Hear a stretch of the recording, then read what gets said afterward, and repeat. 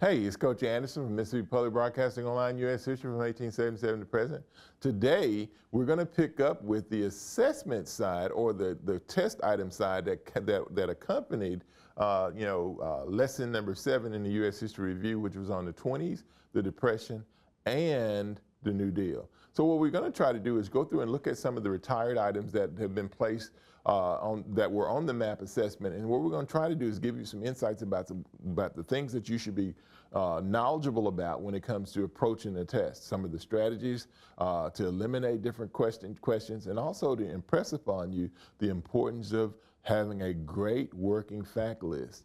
And what that will do, of course, is afford you the opportunity to do well when it comes to this test. We're going to look at the 20s, Depression, and New Deal assessment, and we're going to be looking at primarily 2 standards from MDE standards, and it's going to be Standard 5, the 20s and 30s, evaluate the impact of social and economic changes and the conflict between traditionalism and modernism in the 1920s and 30s, and then Standard 6, Great Depression and New Deal, analyze the causes and effects of the Great Depression and the New Deal. So with that, what we'll do is we'll jump in and we'll start looking at some of those test items and see if you have mastered some of what those items are. We'll start with the 20s, Depression, and New Deal assessment, standards 5 and 6. Which social issue did John Steinbeck explore in his book, The Grapes of Wrath, first published in 1939? Now, I do know that in the 30s, of course, what we're talking about is the Depression era. So A, the exploitation of the factory workers during the Prohibition. B, the exploitation of sharecroppers during Reconstruction. C, the suffering of immigrants during the Great Depression. D, the suffering of migrant farm workers during the Dust Bowl. Now see, if you paid attention to what I just said and you said Great Depression, you would be wrong. But we're talking about the Depression era. And one of the other significant things that happens during the 1930s is going to be the correct answer. And what the correct answer is D, the suffering of migrant farm workers during the Dust Bowl, where these Okies from the Great Plains will move to California. And a lot of Steinbeck's writings about the trials and tribulations that these people face on their way, while they were in the Dust Bowl in the Great Plains, and on their way, of course, to California to find a better life. This advertisement was published in the Washington Herald on December 2nd, 1919. How did new inventions like the ones shown in this advertisement affect American society? Well, let's look over here at what the graphic tells us. You see a woman, and she has an electric dishwasher. It says something every home should own. Think what it will save you every day. One of the things I know it'll save you every day, of course, will be time, because you don't have to stand there at that sink, of course, and wash dishes. Morning dishes from breakfast, lunch dishes, of course, from lunch, and then supper dishes or dinner dishes.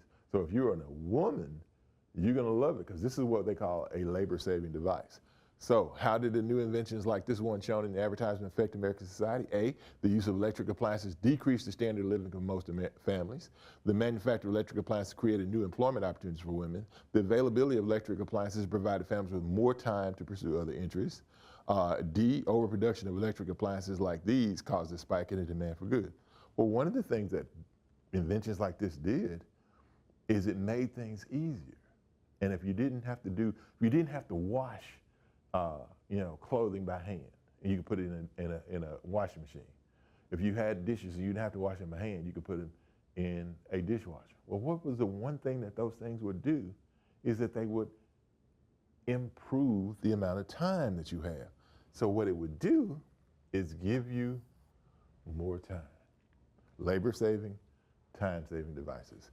The 20s, Depression, New Deal assessment standards 5 and 6, this 1935 map of California that shows proposed migrant camps and routes of migration was published by the Rural Rehabilitation Division. The map shows the efforts to manage the impact of a large number of migrants arriving in California. This is from Standard 5, Objective 10. Eastern states during the gold rush, South during the Great Migration, the Great Plains during the Dust Bowl, Eastern states during the westward expansion. Well, I know, for instance, like African Americans went to the South during the Great Migration, Eastern states during the gold rush. We ain't talking about the gold rush. So it can only, it's the only one it can be when they're leaving the Great Plains and going to California. John Steinbeck, Dorothea Lange. The 20s, Depression, New Deal assessment standards 5 and 6. The New York Evening World newspaper published this political cartoon on January 5th, 1920. With which statement would the cartoonist most likely agree? Americans supported increased government actions due to the fear of communism. Americans were becoming more open to such political ideologies as communism. Well, you notice that Uncle Sam over here is raking up all these reds, and reds are what denotes who the communists are. And once again, that's in your fact list. Americans feared that the League of Nations would increase the spread of communism. Americans began to welcome the wave of immigrants who fled communism in Eastern Europe. It don't look like we're trying to welcome people in. We're trying to round up people because we're afraid of who they might be. So you don't invite people in when you don't know who they are and what they're bringing. So the best answer, Americans supported increased government actions due to their fear of communism. They wanted Uncle Sam to clean up. This excerpt comes from the Smoot-Hawley Tariff of 1930, Section 338, Discrimination by Foreign Countries, Additional Duties. The President, when he finds that the public interest will be served thereby, shall, by proclamation, specify and declare new or additional duties, as hereinafter provided upon articles wholly or in part the growth of product or imported in a vessel of any foreign country, wherever he shall find as a fact that such country discriminates in fact against the commerce of the United States in such manner as to place the commerce of the United States at a disadvantage compared with commerce of any foreign country. Whew, that's a lot to get, isn't it? It's a lot of confusing stuff to say one thing.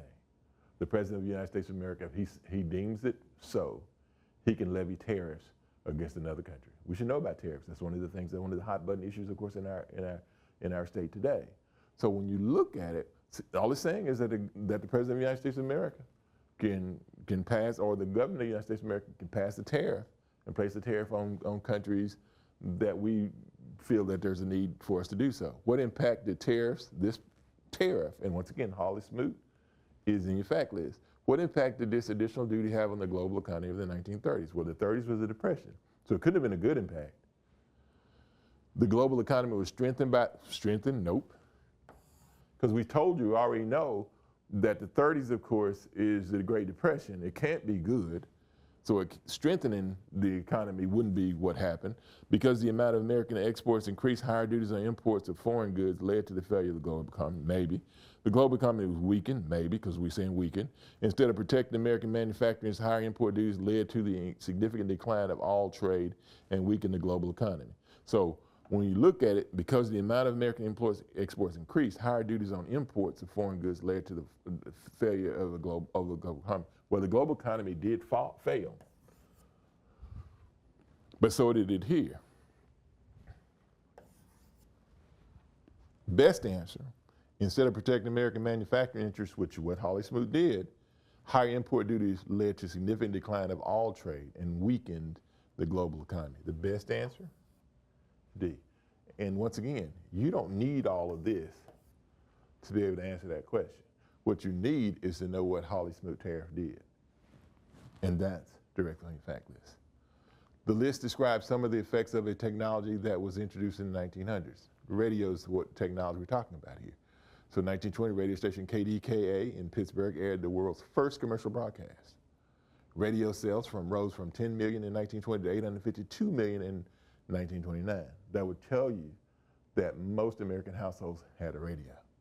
By the end of 1922, there were 508 radio stations across the country. So in a 2-year period, we're looking at a significant increase in the amount of radio stations in the United States. By 1927, national broadcasting companies like NBC and CBS were founded. Based on the list and your knowledge, your own knowledge, how did this new technology affect the United States?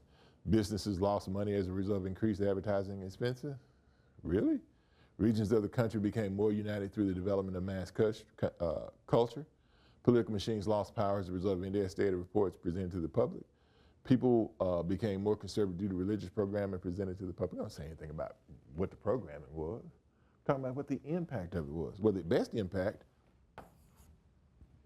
is that we become more of a mass culture. You know, the new dance on the East Coast will be because of, or the new music on what people listen to on the East Coast can be immediately transmitted to to the West Coast. So the culture, jazz music, for instance, becomes not just regional in Harlem, but it becomes all over the United States of America. All right. 24, underline the phrase that correctly completes each statement. Remember we told you that some of these test questions won't just be multiple choice questions. Some of them require you to do something else. Underline the phrase that correctly completes each statement. Langston Hughes, a poet and storyteller with a voice of, comes right from your fact list. Lost Generation? Nope. Harlem Renaissance? Maybe. Fugitive Movement? Nope. Images School? Nope. So the best answer? Harlem Renaissance. Many of his poems and stories celebrated his cultural heritage, focused on Gothic themes, reflected his disillusionment with the outcomes of World War I, promoted American values. Well, the disillusionment with American outcomes was Lost Generation. He wasn't Lost Generation. He was Harlem Renaissance. And the best answer talked about being black in America. Which term refers to the outpouring of African-American artistic intellectual work celebrating black culture in the 20s? Once again, direct from the fact list, Harlem Renaissance. This excerpt describing the impact of radio comes from an article originally published in the Cleveland News in December 1925. For the first time in the world's history, outside of the printed word, it becomes possible for one man to be heard by all of the people at the same time. How did radio impact American society? We already talked about it. Once again, it creates national culture. Not a multiple choice question. Draw a line and match each cause of the Great Depression to an example of the cause. So on the left, we have the cause of the Depression, and on the right, the example of how it was played out. Well, trade policies, okay. Income inequality, Federal Reserve action. Well, Federal Reserve has to do with interest rates, has to do with banks. Unregulated business practices. Income and trade policies. Trade, tariffs, just by the process of elimination. Once again, had nothing to do with the multiple choice question.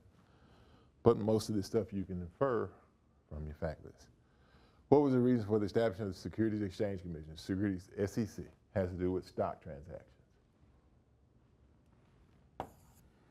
Before the New Deal, there was nothing that stopped you from cheating in the stock market.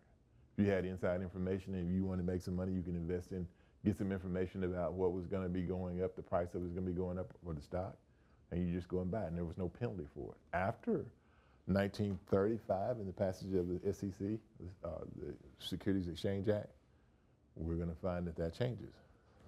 I think it's 35. The summary describes a new government agency. The Federal Banking Act of 1933 created the Federal Deposit Insurance Corporation, or FDIC, which insures bank deposits. This reform protected banks and consumers from the type of losses banks faced at the beginning of the Great Depression, which statement explains the way this act expanded the power of the federal government.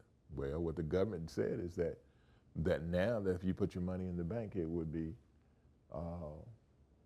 insured by the federal government. It granted the government the power to issue a national currency, and it didn't say anything about the government putting more money out. It said about insuring money. It permitted the government to collect taxes from private business. It didn't say anything about collecting taxes. It gave the government the power to protect deposits in the bank failure. Once again, go to your fact list. How did President Franklin Roosevelt's New Deal increase the size and the power of federal government? The New Deal allowed the federal government to take control of oil companies and set prices for gasoline. The New Deal created new federal government agencies and passed legislation that regulated the economy. The New Deal took over the automobile? No. The New Deal created a new federal government agency that determined what crops farmers should grow and how the crops would be distributed. That's only partially true. We did have something called the AAA created by the Agricultural Adjustment Act, and what it basically did is it paid farmers not to farm, but that's not what the overall underlying idea was. The best answer is B. The New Deal created federal government agencies and passed legislation that regulated the economy. Excerpt from the Tariff Act of 1930, Holly Smoot. enact to provide revenue, regulate commerce with foreign countries, encourage industries of the United States to protect American labor and other purposes. What effect did this act have on the U.S. economy? It bolstered the U.S. economy because it caused a rise in demand for less expensive American goods and a decrease in demand for European goods. It damaged the U.S. economy because it caused Mexico to increase exports to the United States and lower the number of American goods imported to Mexico. It bolstered the U.S. economy because other countries responded by lowering their tariffs. No, they didn't. If we as a country, and this is one of the things that people don't understand today, if we as a country put a tariff on products that are coming into the country, the products that we send to that country, they'll also put taxes on that. And whoever's buying those products will have to pay for that tax, and that the prices, of course, will go up for that particular product. Seems like a simple idea, but a lot of people don't seem to understand that. It damaged the U.S. economy because other countries retaliated by raising tariffs on American goods. And that's simply what we just told you. If we as a country place a tax or a tariff on a country receiving our products, then when they send, when we send our products to them, they're going to retaliate. And in this particular case, it leads to the Great Depression. The list includes the ways in which President Herbert Hoover responded to the onset of the Great Depression. Well, he basically said that everybody should be able to stand on their own. Businesses should help people out. You need to save.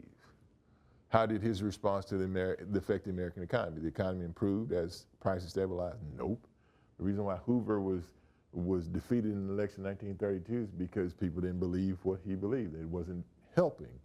The economy declined as banks and businesses fell. The economy declined as citizens increased their savings. So people have money to save, so the economy is going bad because people are saving money. The economy improved as businesses hired. Well, the economy didn't improve, guys. The best answer. All right, this photograph was taken in front of the U.S. Capitol on June 21st, 1932. It's a picture of the Bonus Army. The Bonus Army, once again, comes from the fact that they were a group of veterans from World War I that came to Washington, D.C., and what they wanted was their pensions. So if you know that, you don't even have to worry about what that picture's talking about. You just know that we're talking about the Bonus Army. And the best answer, with not even having to go through all of those, is that these men were denied their request for early payment of their service benefits. So they wanted their pensions, and President Hoover failed to give them to them. I think this is the last question. This photograph taken in May 1941 shows people standing outside a textile mill in Greensboro, Greene County, Georgia. How did President Franklin Roosevelt's New Deal programs most affect people like those in the photograph? Well, it's talking about unionism. So it's talking about unions, it's talking about American labor. So I know it says we want a contract. So I'm thinking about this as being labor. Roosevelt's New Deal policy supporting equal rights gave women the right ability to pursue legal action for equal pay. Well, it's not just women. There are men over there too. Roosevelt's New Deal policy supporting women's suffrage allowed women to vote. Roosevelt's New Deal policy supporting organized labor gave workers the voice to demand better working conditions. Roosevelt's New Deal policy supporting work relief programs gave workers the ability to feed their families during hard times. Well, if they could feed their families, they wouldn't be out there protesting. Best answer. See, some common sense kind of ideas. All right, what we try to do is give you some insights in terms of what are some of the questions that have been asked on previous test map assessments when it comes to the 20s, Depression, and New Deal. And it's a lot. It is a whole heap bunch, of course, to kind of remember. But once again, the best way to learn this information, of course, is use those flashcards, create those flashcards yourself. Don't let ChatGPT create them for you. Create your own flashcards, because that's a way to help you learn also. And by doing that, what you can do is put yourself in a position where you can do quite well when it comes to the U.S. history assessment. Remember how important that assessment is, because it is the last assessment that you have to take before you become a senior. And that will make your senior year a whole lot more, pleasant, and enjoyable, because you don't have this hanging over your head. This is Coach Anderson from Mississippi Public Broadcasting Online, U.S. History from 1877 to present. And with that, we'll see you next time.